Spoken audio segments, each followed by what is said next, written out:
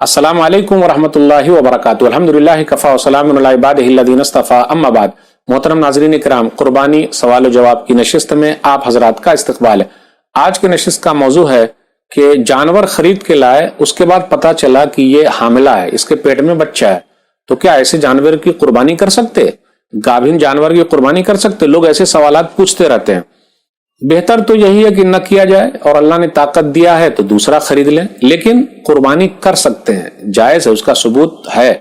ابو سعید خدری رضی اللہ تعالیٰ عنہ کہتے ہیں کہ میں نے رسول اللہ صلی اللہ علیہ وسلم سے پیٹ میں بچے کے بارے میں پوچھا جو جانور کے پیٹ میں ہے۔ سنن نبی داؤد کتاب الضحایا حدیث نمبر 2827، تو نبی صلی اللہ علیہ وسلم نے فرمایا کلوہ ان شئتم، اگر تم چاہو تو کھا لو۔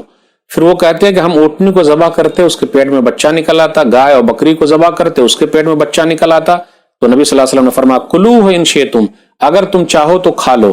اور کہا فإن زکاتہ زکات امہ، ان کی ماں کو ذبح جو کر دیے، بس اس بچے کا ذبح کرنا ہے، ہو گیا، کوئی حرج کی بات نہیں۔ تو استعمال کرنا چاہیں، قربانی کرنا چاہیں تو کر سکتے، لیکن اچھا یہ رہے گا کہ دوسرا جانور خریدنے کی طاقت ہے تو خرید لیں، لیکن یہ بھی کر سکتے، اس کے لیے گنجائش ہے۔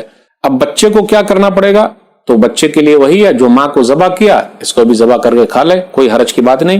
ھذا ما عندی واللہ اعلم بالصواب، والسلام علیکم ورحمۃ اللہ وبرکاتہ۔